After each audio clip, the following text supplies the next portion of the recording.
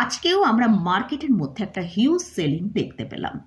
Nifty 86 point নিচে, bank Nifty 769 point নিচে close দিয়েছে। এছাড়াও যদি আমরা মিড ক্যাপ স্মল ক্যাপ ইন্ডেক্সে দেখি, সেখানে একটা হিউজ সেলিং হচ্ছে।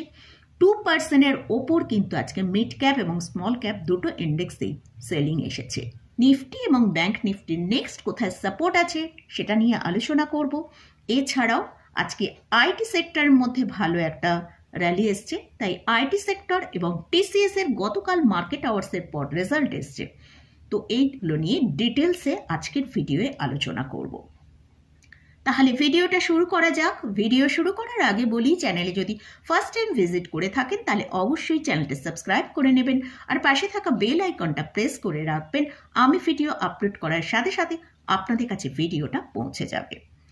আজকে আমরা মার্কেটের মধ্যে যেটা দেখতে পেলাম যে নিফটি তার 23,500 যে সাপোর্টটা ছিল তাকে ব্রেক করে নিচে ট্রেড করলো এবং নেক্সট যে সাপোর্ট 23,350 তাকেও ব্রেক করে নিচে এসেছিল। গতকালই আপনাদের সাথে আমি শেয়ার করেছিলাম নিফটির যে সাপোর্টের রেঞ্জটা, সেটা হচ্ছে 23,500 থেকে 23,350। আমরা পরপরই দুটো সাপোর্টকে আজকে ব্রেক করে নিফটিকে নিচে আসতে দেখেছি। তো নিফটির মধ্যে এই যে এতটা সেলিং কেন হচ্ছে? ফার্স্ট হচ্ছে এফআইসরা তো কন্টিনিউ সেলিং করছেই, এর সাথে সাথে সামনে বাজেট আছে। সেই প্রি বাজেটের আগে কিন্তু মার্কেট অনেকটা হালকা হচ্ছে। বাজেটের আগে মানুষ এখানে সেলিং করে তাদের পজিশন কিছুটা হালকা করছে, তার জন্য আমরা কিন্তু রিটেল ইনভেস্টররা তারা হালকা করছে, তার জন্য কিন্তু আমরা একটা সেলিং মার্কেটের মধ্যে দেখতে পাচ্ছি। তো নিফটি যদি 23,350-এর নিচে ট্রেড করতে থাকে তাহলে কিন্তু নিফটিকে আমরা একবার 23,250-এর পর্যন্ত নিচে আসতে দেখতে পারি। আমরা যদি দেখি 21শে নভেম্বর চার্টে আমরা যেটা দেখতে পাচ্ছি, 21শে নভেম্বর নিফটি নিচের দিকে 23,250-এর কাছাকাছি একবার এসেছিল। তো সেই জায়গাটায় কিন্তু আবার আসতে পারে। তো নিফটি এখন কিন্তু একটা ডাউন ট্রেন্ডের মধ্যেই চলছে। তো ব্যাংক নিফটিতে আমরা এতটা সেলিং দেখছি, তার জন্যই কিন্তু নিফটিও নিচের দিকে আসছে। তো তাহলে নিফটির জন্য এখন যে সাপোর্টটা আমাদের ওয়াচ করতে হবে সেটা হচ্ছে 23,350। যদি এটা ব্রেক করে তাহলে কিন্তু নিফটিকে আমরা 23,200 থেকে 23,250 পর্যন্ত নিচের দিকে আসতে দেখতে পারি। আর ওপরের দিকে নিফটি যতক্ষণ না 23,700-র ওপর ট্রেড করতে পারছে ততক্ষণ কিন্তু নিফটি কোনো রকম ভালো পারফরমেন্স ওপরের দিকে দেখাতে পারবে না। এবারে আসছে ব্যাংক নিফটি। ব্যাংক নিফটি আজকে আমরা দেখেছি ব্যাংক নিফটির মধ্যে কিন্তু একটা হিউজ সেলিং হয়েছে। ব্যাংক নিফটি ওপেন হয়েছিল 49,483-তে, সেখান থেকে ব্যাংক নিফটি লো করেছে 48,631 পর্যন্ত। তো ব্যাংক নিফটি এতটা সেলিং হচ্ছে বলেই কিন্তু আমরা নিফটির ভেতরেও এতটা সেলিং প্রেশার দেখতে পাচ্ছি। ব্যাংক নিফটিকে নিচের দিকে নামাচ্ছে।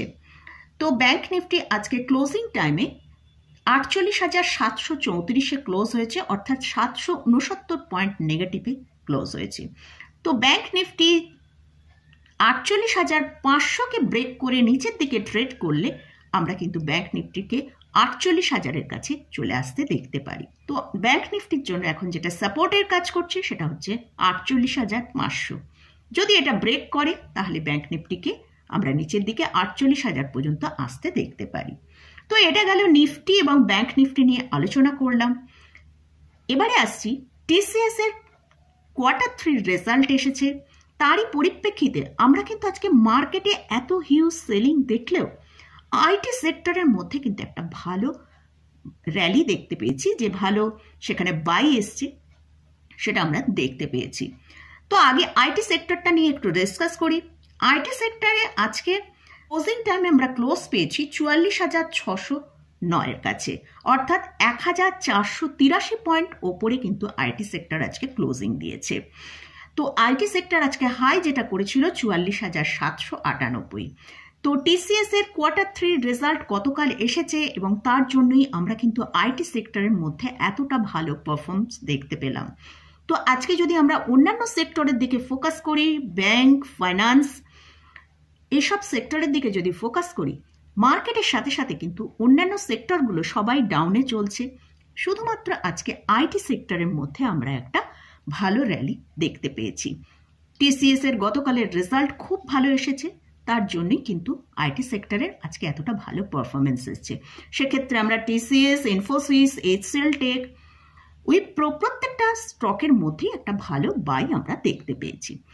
তো এবারে আমরা টিসিএস এর যে রেজাল্ট এসছে সেটা নিয়ে একটু ডিটেলসে আলোচনা করব। টিসিএস এর কারেন্ট প্রাইস চলছে 4,265 টাকা। ইন্টারডে বেসিসে স্টকের মধ্যে আজকে হাই দেখেছিলাম 4,296 টাকা।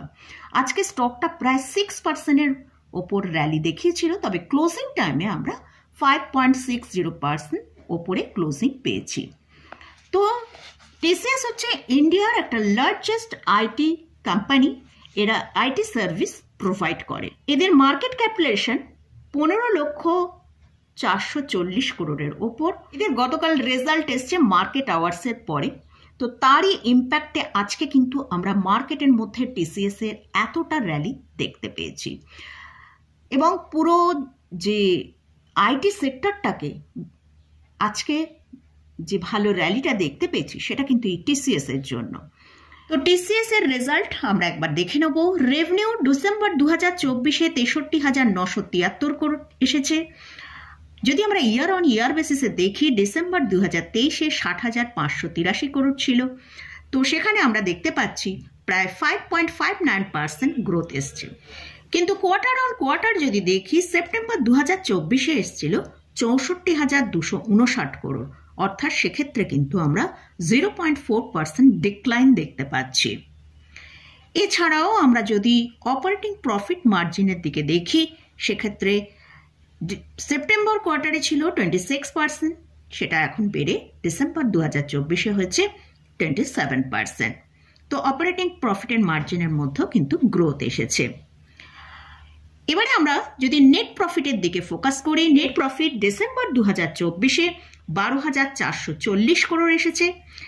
তো আমরা যদি ইয়ার অন ইয়ার বেসিসে দেখি, ডিসেম্বর 2023-এ ছিল 11,097 করোড়, সেখানে 12%-এর মতন গ্রোথ হয়েছে। আর কোয়ার্টার অন কোয়ার্টারে দেখছি 3.95%-এর মতন গ্রোথ এসছে। এই কোম্পানি হচ্ছে অলমোস্ট একটা ডেট ফ্রি কোম্পানি। এদের 3 ইয়ার্সের যদি return on equity track record দেখি, সেখানে দেখাচ্ছে 47.4%। আর স্টকটা এখন তার 200 EMR ওপরে ট্রেড করছে, অর্থাৎ 4,120 টাকা হচ্ছে এই 200 EMR। এর ওপরে যতক্ষণ আছে স্টকটাকে আমরা ভালো আপসাইড দেখতে পারি। তো ওপরের দিকে মোটামুটি 4400 পর্যন্ত স্টকটা যেতে পারে। আর এই কোম্পানি ইনভেস্টরদের জন্য ভালো একটা ডিভিডেন্ড পে করেছে, যেটা 76 টাকা। এর মধ্যে স্পেশাল ডিভিডেন্ড হচ্ছে 66 টাকা। আর এই ডিভিডেন্ডের রেকর্ড ডেট হচ্ছে 17 জানুয়ারি, আর পেমেন্ট ডেট হচ্ছে 3 ফেব্রুয়ারি। এই স্টকে বিভিন্ন ব্রোকার হাউসরা কিন্তু বুলিশ মোডে আছে।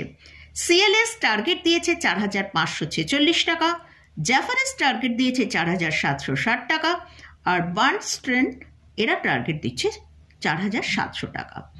তো আমরা টিসিএস এর রেজাল্ট দেখলাম, খুব ভালো একটা রেজাল্ট এসছে।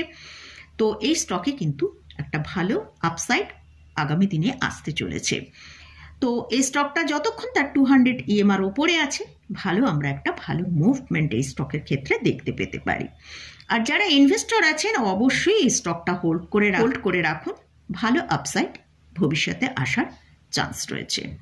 তো মোটামুটি টিসিএস নিয়ে আলোচনা করলাম, টিসিএস এর রেজাল্ট কিরকম এসছে সে নিয়ে ডিটেলসে আলোচনা করলাম। এছাড়াও আইটি ইন্ডেক্স এবং নিফটি, ব্যাংক নিফটি কোথায় সাপোর্ট আছে সেটা নিয়েও ডিসকাস করলাম। তো এই স্টকে বা ইন্ডেক্সে কোনো রকম বাই রেকমেন্ডেশন নেই। তো স্টকে বা ইন্ডেক্সে কোথাও কোনো বাই পজিশন নেবার আগে ভালো করে চার্ট অ্যানালিসিস করে নিই, তারপরে পজিশন। তো মোটামুটি আজকের মতন ভিডিওটা এখানেই শেষ করছি। ভিডিওটা যদি ভালো লাগে অবশ্যই লাইক করবেন, শেয়ার করবেন, সাবস্ক্রাইব করবেন। ধন্যবাদ।